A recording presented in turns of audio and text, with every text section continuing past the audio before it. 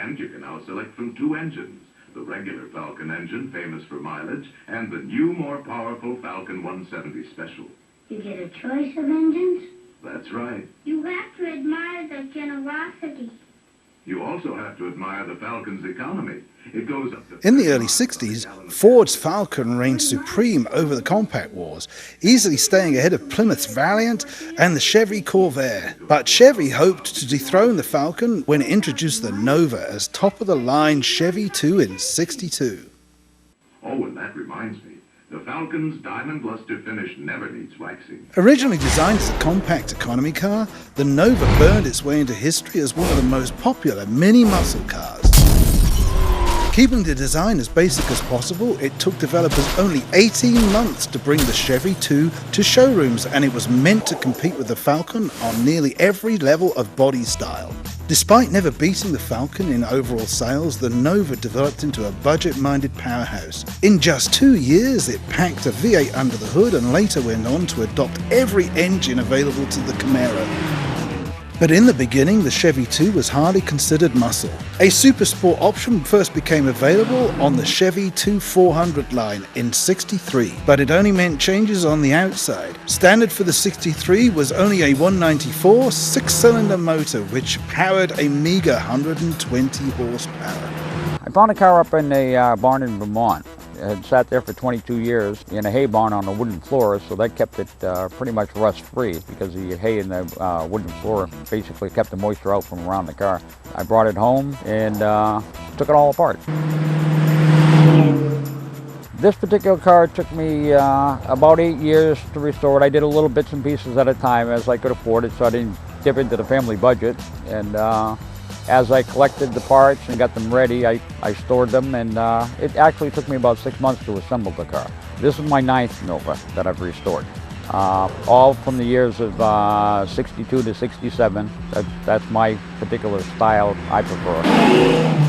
The more you build them, the easier they get. Amongst the choices for the Chevy 2 in '63 was a 2- or 4-door wagon, a 2- or 4-door sedan, or the new SS Sport Coupe or convertible. This was the only year the drop top was available on the Nova SS, as the convertible body style on the Nova was discontinued in '64. Something all the styles had in common was the lightweight.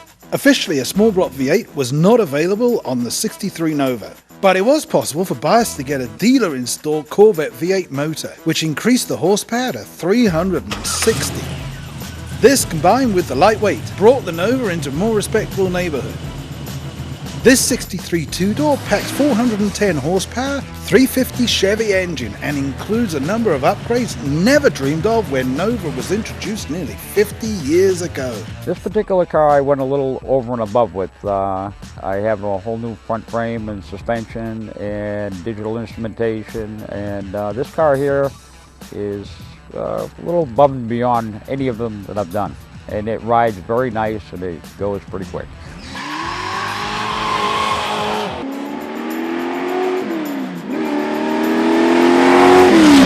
This aftermarket Carl induction hood is made by Goodmark. The factory hood is just straight flat across. The color of the paint is called Intense Blue Pearl. Came out in 1999 on the Dodge pickup trucks. And one unique way of starting the engine.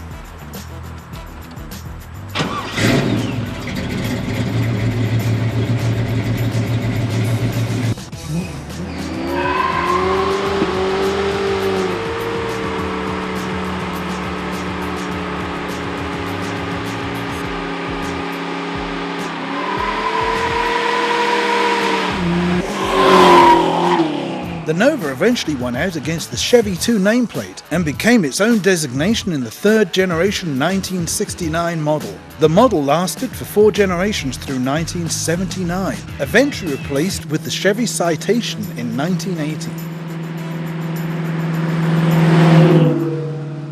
Airplane stripper is what they call it. The car had the original white paint.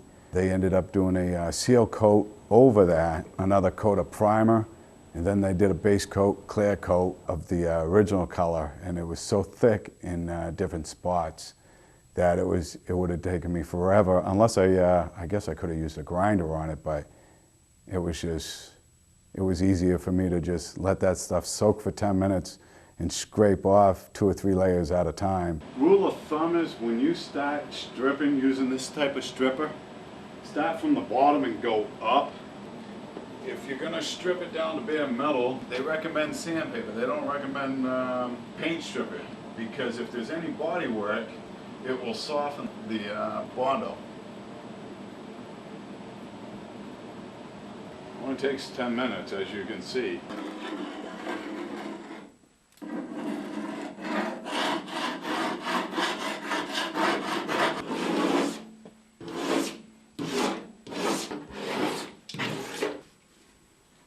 You'll see this will all bubble blue real quickly, only because of the clear coat's off it. The problem with using a stripper like this here, now I have to go over, after I'm done sanding the car, I will have to wash it with a almost like a degreaser solvent type deal, just to make sure I get all the oils and the stuff from the stripper off the metal. Then sand it down to bare metal from there, and to see what I'm working with. It does create a bit of a mess doing it this way, but at least I know when I'm done. After it dries, I shovel it up and throw it away. Not like the dust that can be traveled, throw.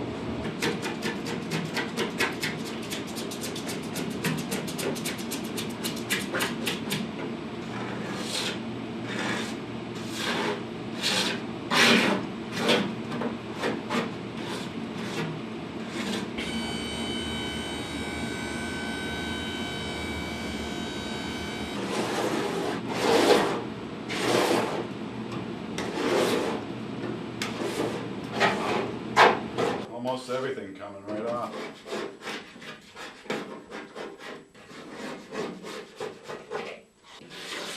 Wow, this saves my sanding down to almost next to nothing.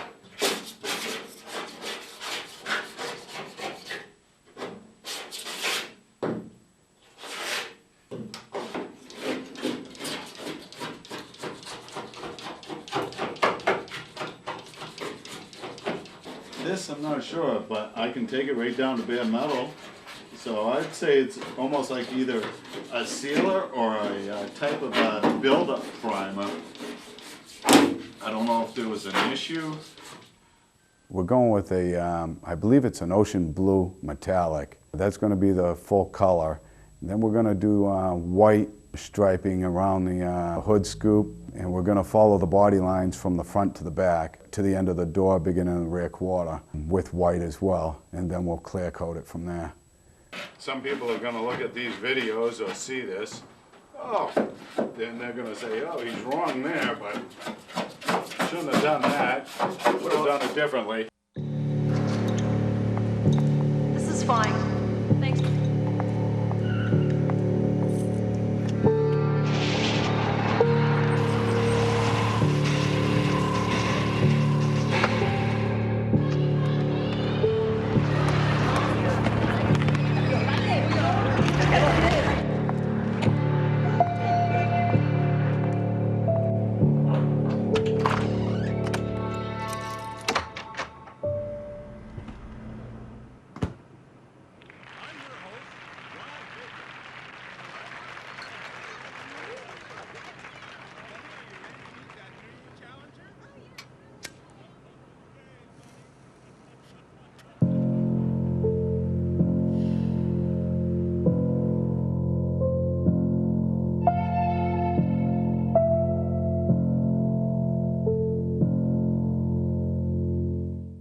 Victor Ray, this is Scorpion 23 traveling west on MSR.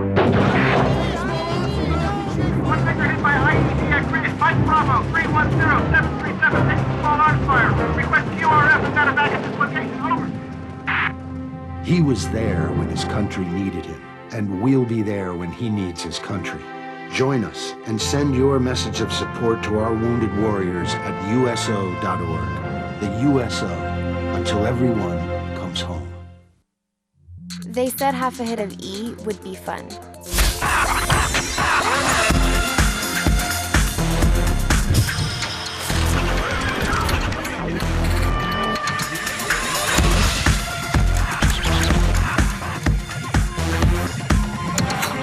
They said half a hit of E would be fun. They lied. Find out the truth about drugs. drugfreeworld.org.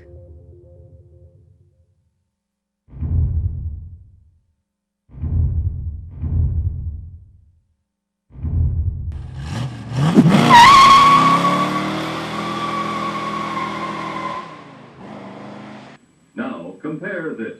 Priced only $73.95 more than this 4-passenger Vega is this 5-passenger Plymouth Duster. With deluxe wheel covers, 15 more horsepower, bigger trunk, brakes, and white wall tires. Priced very little more than a Vega. Yet Plymouth Duster is a lot more car. So if you're thinking economy car or any kind of car, remember, we'll take on anyone in our class and come through. By 1970, Plymouth was no stranger to performance with its popular Barracuda and the Roadrunner. But with Barracuda moving into a larger body platform, Plymouth scrambled to replace it in the compact arena. The engineers designed a sporty two-door meant to compete against the Chevy Nova by enticing young buyers into the muscle car world. Choosing its Valiant as a base, Plymouth kept the frame and included the same front end sheet metal and bumpers, but that's about where the similarities ended. Designers realized the success that other manufacturers were having in the compact market, and that simply dropping a V8 into a Valiant frame was not going to be enough. In order for young buyers to spend cheap money on fast cars like they were doing at Chevy, Plymouth needed a restyle. Engineers were allowed to come up with whatever design they wanted, just as long as the retooling cost was kept under $15 million and it was going to be ready in 6 weeks. Basic engineering included unibody construction, front torsion bar suspension, and torque flight automatic. A fastback roof was added with wider body lines from the firewall back, created the contemporary Coke bottle shape that the public have been responding well to with other manufacturers. 225 slant 6. Originally factory is 125 horsepower. I got a nice little cam in it, you know, a little head work. So basically about 275 horsepower. What I was told, it's the only one in the country set up the way it is. It's got 2 single 1-barrel Hollies on it. It's the only one around, I was told. Plymouth never expected such a positive response as Valiant production. Only 107,000 in 1969 went to 268,000 in just a year, the majority of which were Dusters. With a base price of just over $2,000, the Duster was an instant bargain, and equipped with the 340 V8, it became a member of the Plymouth Rapid Transit System, which included one car from each of its body styles: Duster, Cuda, Roadrunner, GTX, and Sport Fury GT. I found it in Pelham, New Hampshire. 2 years ago on March 19th, we had a little ice storm, about 1.5 feet of snow on top of the tent, and it collapsed on it. It kind of crushed the roof and the hood, and poles went through the hood and through the cowl and ruined the car pretty good. 2 years later, this is what we came up with. The original color was pea green, the pea green back then. I bought it with butterscotch. We mixed 2 colors. Yeah, we mixed the burnt orange, like a 70 color, and then we took a 2006 Mitsubishi Eclipse, the color, the burnt Arizona copper, and we kind of mixed them. In 1970, Plymouth had made the decision to make over all the compact cars for 1972. But with limited funds, the Duster received no money for redesign, and it made no difference. Dusters were as popular as ever, owning a 30% share of the compact market that was twice as large as any competitor. Over the years, small options to the Duster earned clever names: Gold Duster, Silver Duster, Space Duster, Feather Duster. As the years went on and new regulations were implemented, power ratings dropped, and eventually so was the Duster, but not without criticism.